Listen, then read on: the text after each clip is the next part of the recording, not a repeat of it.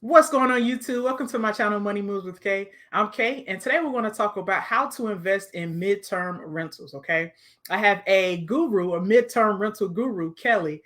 She's hailing from St. Louis, Missouri, and she's going to talk a little bit about how you even get started in midterm rentals and actually what they are. So, without further ado, I'll kind of get started and introduce her. Let her come to the room and introduce herself. Hey, Kelly, how you doing? I'm fine. How are you? I'm doing pretty good, pretty good. Thank you so much for sparing your time to join the channel and talk about midterm rentals. Time is very precious, and I truly appreciate you being here. Oh, no problem. I'm happy to be here. Awesome, awesome. So my viewers like my content mostly, I think, because I jump right into it, right? So I'll jump right into allowing you to introduce yourself and how you got into real estate in general. Okay. All right. So I am known as Miss Kellie Michele on all social medias, but my name is Kelly. And right now I am focusing on midterm rentals, but I got into real estate investing probably in like 2007 when I Okay. started off, and I started off house hacking. So I bought my first property. It was a two-family building. I lived downstairs and I rented out the upstairs. So I did that for a little while, then bought another property, which was another two family, did it again. And then ever since I started dabbling in different parts of real estate, like wholesaling, short selling, flippings, like trying to really figure out what I liked. But rental property was always like my foundation. So now, realistically, I'm focusing on just my long term rentals. I have those, my midterm rentals, and then I'm using the Burr method so that I can continue to grow my properties and use them really as either long term or midterm rentals. So that's what I do right now. Wow, that's that's amazing because on this channel we talk about real estate, but we mainly talk about wholesaling and finding good deals and also house hacking. So we are aligned. That's why you're on the channel. So I made sure that we were aligned and it will benefit and bring value to my subscribers and also yours soon. We'll talk about that later. All right. But yeah, what is a midterm rental? Could you explain it to the audience? Okay. So a midterm rental is just a furnished property that you allow a person to stay in longer than 30 days. So they're staying there anywhere from 30 or 30 nights up until maybe like 6 months. Typically, my guests stay for 3 months. And basically, that's really what it is. So if you think of short term rentals, you have the whole furnished property, you have your guest and the way it's set up, but then it's also that long-term rental where you have people staying a little bit longer. It's less maintenance, less work, less management. So it's that really that happy medium in between short-term and long-term rentals. You don't make as much money as you do with short-term rentals, but you make way more money than you do if you had your property as a long-term rental. Absolutely. Way more money than just a regular rental, right? So that Correct. is key. Now, quick question. How do you find your properties? Okay, so two different ways. I buy properties and I rent them and do like rental arbitrage, right? So whenever I am, of course, buying a property, either one, I'll find a wholesaler, and actually, I have a wholesaler friend Okay. discover properties, and if it's in the right areas, then I'll go after those properties. I'll either see a property just driving the neighborhoods, and if I see something for sale, I'll contact that agent and try to get it the property that way, and just use them as a dual agent. Or I have my own agent go out and look for stuff. But most of the time when I'm buying, I'm trying to get it through the wholesaler, of course, because you get the discounts, right? Absolutely. Now, when I do rental arbitrage, I pretty much go out there and look for a property for rent, just like you would for yourself. So I'll go on Zillow or Realtor.com and just go on those online sites, see what's out there, kind of run my numbers on the houses or the apartments or whatever it may be, and go after them that way directly myself. Or I also have a realtor who knows exactly what I do, and she'll go through the MLS, look in the areas I'm looking in and the prices I'm looking for, and then actually call the other agent, tell them what I'm looking for, what I'm doing. If they say their owner would be okay with it, we go look at it and go from there. If not, then we just keep it moving. So those are the ways I find properties.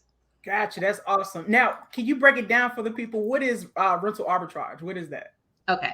So rental arbitrage is when you actually or your company rents a property yourselves.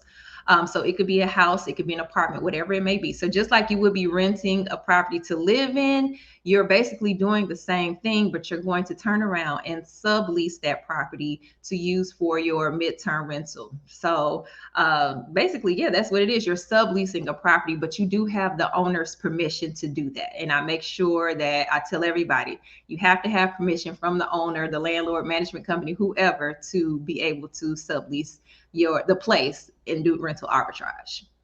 Awesome. That's perfect because I have two questions connected to that, right? Okay. So the first question is right after that, how do you get the owner to actually say yes? So as a owner of properties, like that would be like a hard sell to me, right? But so how what's your finesse to kind of get them to say, yeah, I'll let you do this, right? Well, okay, so you're right. Most owners or property managers are used to long-term rentals. Like they don't want to hear anything else besides that. So what I do is I present it to them as my business, right? So I come to them and I'm saying, hello, basically I'm looking at this property because I have a corporate rental company and we provide housing to traveling medical professionals, and they usually stay about 3 months, but typically it's from 1 month to 6 months. My average is 3 months, and that's pretty much what I do. And I'm looking for a quiet, safe place for them to stay in because these people are working all day. They just need, I am a business, my company is a business, and this is exactly what we do. And then I ask for their permission. Would this be okay with you? Now sometimes they'll have more questions, which is fine. I'll answer whatever questions they have, but that's typically how I get my yes. I'm very, very honest upfront, and it's either yes or no. That's it. Honesty is key because even with wholesaling, when I contact owners and say, "Hey, would you like to sell your property at a way below market value?" I want to let them know that I may or may not be the end buyer, right? So Uh-huh. I may assign that contract to a cash buyer that's not me. But that honesty up front does go a long way, particularly in real estate, because it can be tricky. You're going to a lot of people that are established, meaning they have a property in the case of a single family residential property, Mm-hmm. and they could be a little older. They have no clue what this is, right? What is this? Airbnb. They've never stayed in the Airbnb before. So you coming to them like, what? So you have to really explain it to them. And also, like you said, something very key. Present yourself as a business, which leads me to my next question. Do Mm-hmm. you suggest folks get an LLC or a business entity at all? Because a lot of times I get questions like, should I have an LLC to invest in real estate? I know I do. I know some type of business entity for those Yes. protections, but what is your advice on that? Yes. So it's not mandatory, but it is definitely advised because Mhm. you want to protect yourself. So the business is going to protect you personally if anything was to happen. That's one thing. The other part is that you get some tax benefits as a business. That means everything you put into these properties, you get to write those off as deductions. Yes. So, and then establishing yourself as a business gives you more credibility. You're not just some person walking off the street saying, "Oh, I want to rent your property so I can do this, this, this, and this." And somebody's gonna say no. Like, Yeah. oh, Lots of people say no. what if something happens? You know what I mean? So Yeah. you have to present yourself in a business manner and be professional about it to be taken serious. That's just it. So yes, I always recommend you set yourself up some type of business entity. Getting into any type of real estate, always get a business. Great. Absolutely fantastic. Yes, get a business, get a business entity of some sort. And Yes. you mentioned qualifications earlier, as far as like what you're looking for. But could you discuss a little bit to the folks? What do you look for when you find a property or when you're looking for property? What are your qualifications? Okay, so this is really going to be all about your area and what the desired need is for your particular area. So my location is St. Louis, Missouri, right? So Mhm. I've done my research. I know the area because that's where I grew up and I know different neighborhoods. So I know where the major hospitals are or major companies or schools, whatever it may be. I know those areas pretty well. So what I do is I specifically pick locations that are either they're very close to a certain area. So let's just take for example the hospitals.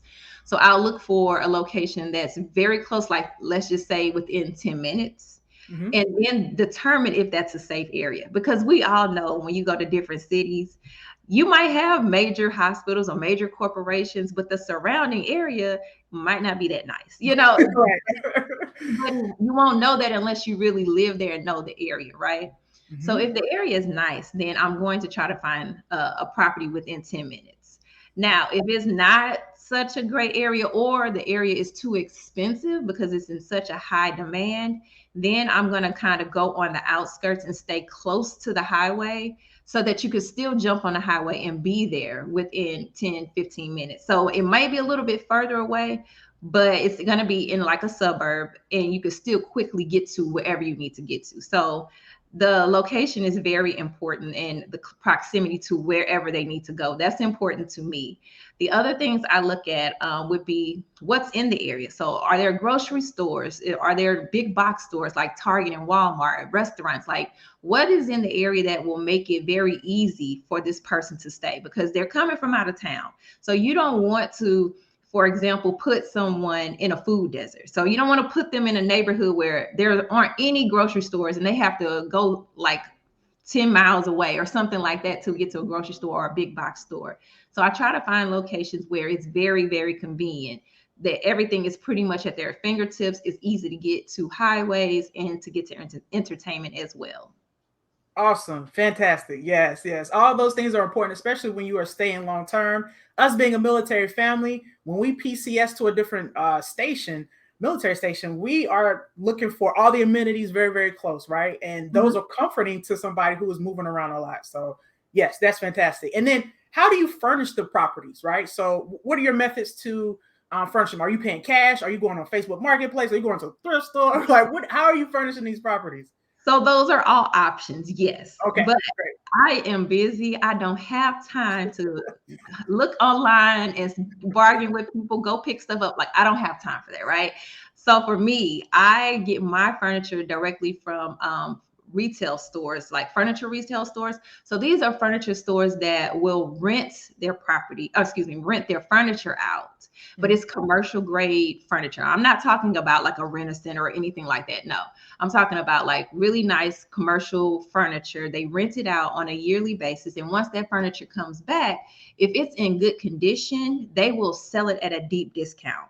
So, for example, one company that is pretty, I think it might be nationwide, and people might have heard of it, but it's Quartz, CORT. Okay. That's the type of company they are. So they have packages that they rent out. They can rent out the whole house. They can rent out pieces of furniture. Like they do all different types of things. But whenever that stuff comes back, then they resell it. So they have mattresses, they have everything for your house. Sometimes they might have electronics.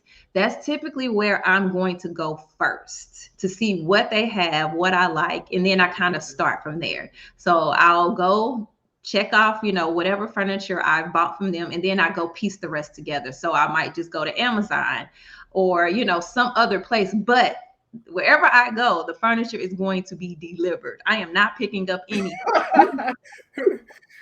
Yes, absolutely. It's time saving because you're at a point where your time is money for real. So if that can be easy, a easier load on you, then so be it, right? So Definitely. And then utilize thrift stores as well. I'm not saying to run around to a lot, but if you have a local thrift store that tends to have, decent stuff, then just go inside and pick up what you can pick up. And then you can always, like I said, piece things together from other places. gotcha. So it sounds like your motto is pretty much buy nice, not thrice, right? So you're not trying to buy the cheapest thing. You want No, something that's going to last, especially if you're renting out to corporate folks, traveling nurses. They want something nice, right? Not to yes. say thrift store doesn't have nice things, but you want some quality so it can last longer too, right? Is that what you're saying also? Yes, so the furniture has to be nice looking. It has to have style. It has to be quality. All of those things. So just think about let's talk about short-term rentals just because people are a lot more familiar with that. But Okay. think about when you go on to Airbnb and you're looking for a place to rent for your vacation. You are directly looking at those pictures. I know I do. I look at the pictures first. Then I'm looking at, okay, where's it located? And I'll get into more details after I look at the pictures. So that is why one thing why it's important. People want a nice place to stay in. They want to be comfortable. And then, of course, these corporate rentals or midterm rental people, they're staying on a longer basis. So this is really home for them for the next several months. And they really want to be comfortable and get some good rest and sleep and enjoy themselves while they're at that location. Gotcha. Perfect. That is awesome. Now, moving on to like the guest side, how are you finding? And you have to give all your mojo, but like, how are you finding your guests? Okay, so right now, my guests come from booking platforms. So the two main booking platforms that they come from would be Airbnb, because Airbnb now has a 30-day or longer stay option, Okay. or Furnish Finders. Those are the two main ones I am using.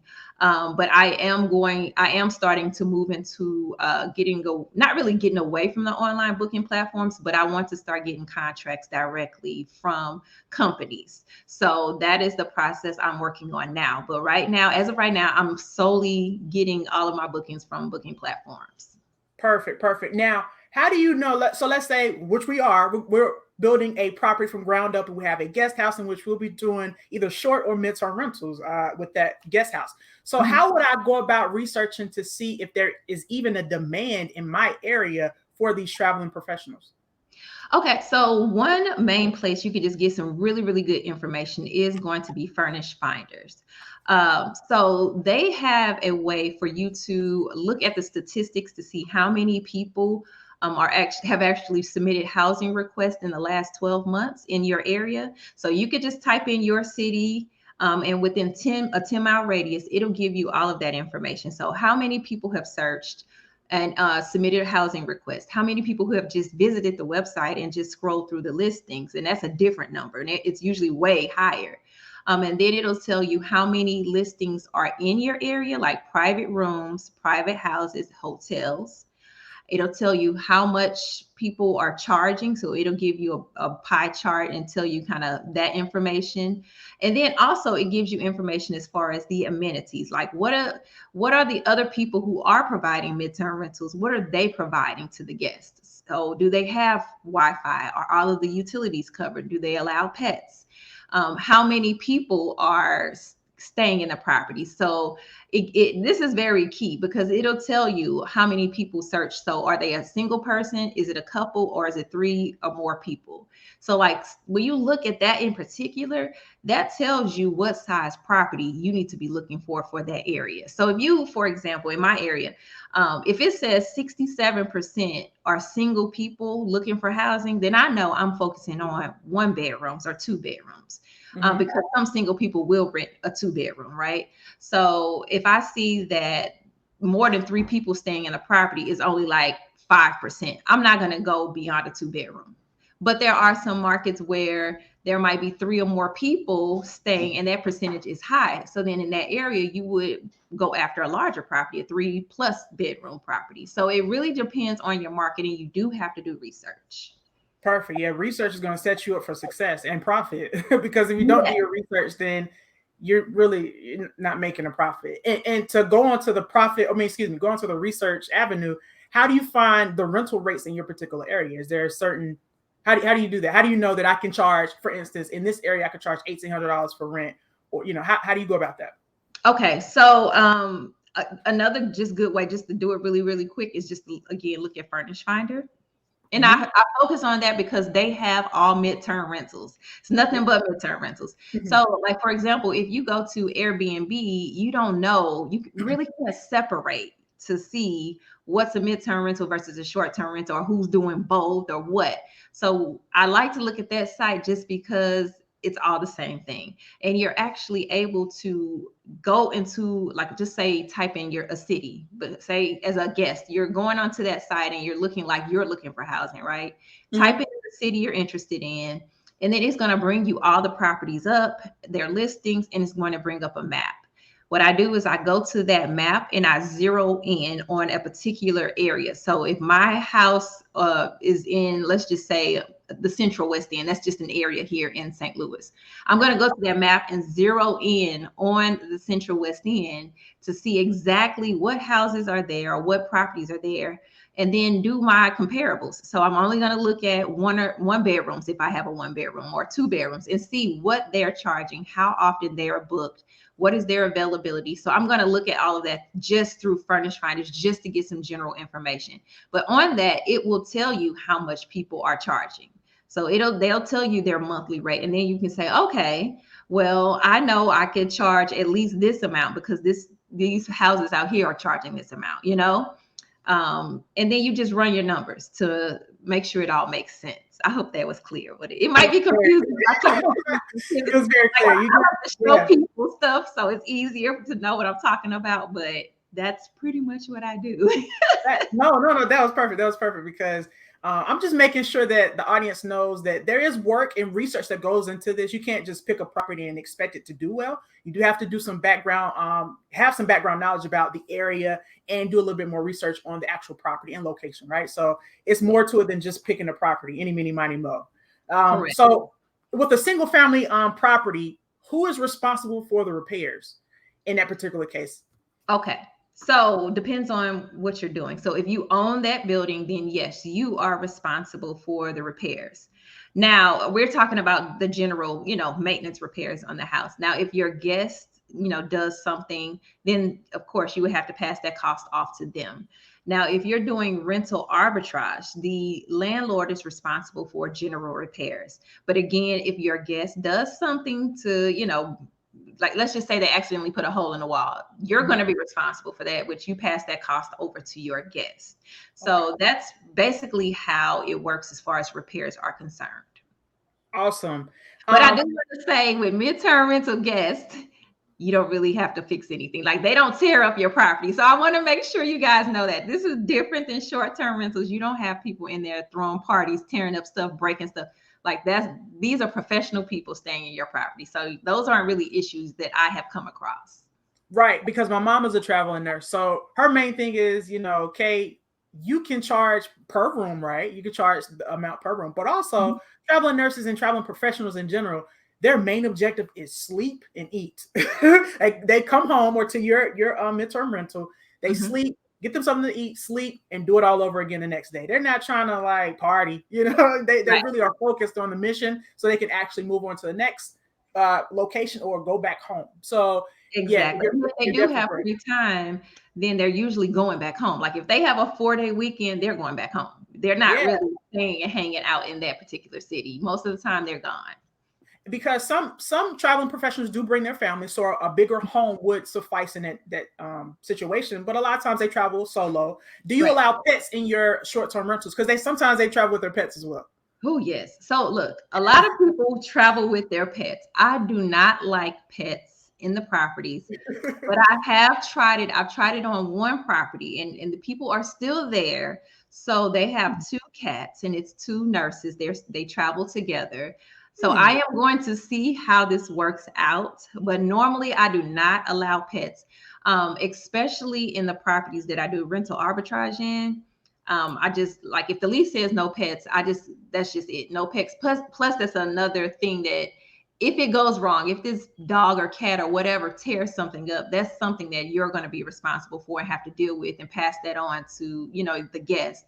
So I prefer not to have pets, but like you said, there are a lot of people that travel with pets and they will pay a larger amount of rent or whatever because they have pets. So like I said, I'm trying it out. We'll see how it goes. Please report back to us because I want to know too. How did it go? And if it was costly to even have the pet or not, right? Because it may not. Some people take very, very good of their pets and it's no issue, but you just never know who you're going to get, right? Right. You don't know. People can tell you all day long, oh, my pet is nice and friendly, well trained. But that might not be the reality. They just want to get into your place and secure a spot for themselves, right? So you never know. Absolutely. Now, I have a lot of folks ask me, Kay, how do I get into real estate in general, whether it be wholesale, whatever? How do I get into real estate with little to no money? What is your suggestion here with midterm rentals? Can they enter? You already talked about rental arbitrage. So that's kind of one way with little money, not no money, but do you have any advice on folks who say, I don't have much money? How can I enter the market? Well, the only other option you would have would be co-hosting. And that's just like if you've heard with short-term rentals, people co-host. You can actually do the same thing with mid-term rentals. That is about the cheapest way because you don't have to really come out of your pocket for anything. The house is usually already furnished. It's just the fact that you will not make that much money. Like you don't get to keep all of the income that comes in. You're going to have to split that with the owner. But that is the cheapest way to get into the midterm rental space besides rental arbitrage. Got you. Now we're wrapping it up. So I have a couple more questions. Like, if you could do it all over again, right? Start from the beginning, start fresh. What is something that you would do differently that would make your life a lot easier now? Or just what in general, what would you do differently starting all over in real estate? Oh, in real estate in general, not just midterm rentals. Real Uh, estate in general. okay. Okay. Oh, yes. So in general, I started in my mid 20s. So I think what I would have done is I would have gotten or found a really, really good mentor. Like right now, I realize the value of mentorship, but back then I did not. I was just thinking, oh, well, I could just go to these RIA clubs or I could just learn this or learn that and I could do it, and maybe ask a few questions to people. But really having a person who's been in the industry and knows what they're talking about, know what they're doing to guide you, that would have been very beneficial because I did make some mistakes. I definitely made some mistakes and we all do. But I think back now that I have more knowledge, like, dang, I shouldn't have done that. I would have been in a different place, if I would have done this differently. So mentorship, I think, is the biggest thing for me. Awesome. Perfect. Perfect. Same. That's very good advice because I'm a person of experience though. Like I like to go through it and figure it out, but it would have helped if I had somebody say, don't do that. Don't Yeah, do this, yeah. or do Or just this. Yeah, ask those questions or get advice like, well, how do you handle this or how would you handle this? You can always make your own decision, but to have another person there that has a logical mind and has the experience to say, okay, blah blah blah, or walk you through what they would do will give you a different perspective and maybe a different mindset on things. Got you, got you. And this is my last question. Like, how do you juggle being a mom and a real estate investor? How do you do it? Right? Because I have a lot of women who watch my channel, and not just women in general, but just like people, right? So parents, how does a parent do this? Well, a support system. That's really honest. You do have to have a support system, somebody who will be able to help you with the kids and allow you to focus on what you need to focus on. Whether that's a spouse, whether that's a family member, whether you have to hire someone to watch your children, having a support system so that you can focus on what you need to focus on is a big thing. It is hard though, because when you are trying to reach a goal, you really want. I know me. I'm going to speak for myself. When I'm trying to reach a goal, I zone out. Like I'm focused. Like I don't want to stop. I don't want to eat. I don't want to do anything because this is what I'm focusing on, and I'm trying to get here, right? And Mhm. then to stop every day at a certain time because with children you're on a schedule. That's just Mhm. it. You're on a schedule because they are on a schedule. So for me to only be able to work between let's just say 9 a.m. to 4 p.m. because they're in daycare and I got to stop and pick them up and make sure I give them attention and do everything they need. It's a struggle for me because I was just used to flowing. Like I can wake up when I want to, I can work as long as I want to. I don't, I can work any day I want to. So having a support system to say, hey, can you watch them on this day or can you watch them during this time? That is the biggest thing. And then paying attention to yourself is another thing because we can't do it all as mothers, as women, as business people.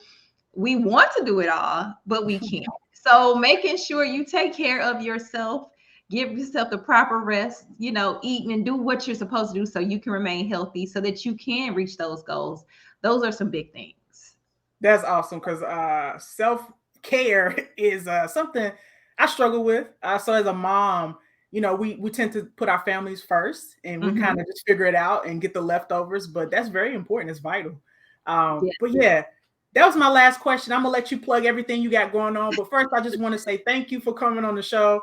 My goal is to highlight minorities in general in the real estate industry, especially women of color. because we are in the industry and we're killing it too. So I appreciate your time. And go ahead and plug anything. You have a YouTube channel and whatever you got going on, this is your opportunity. Go ahead and plug it.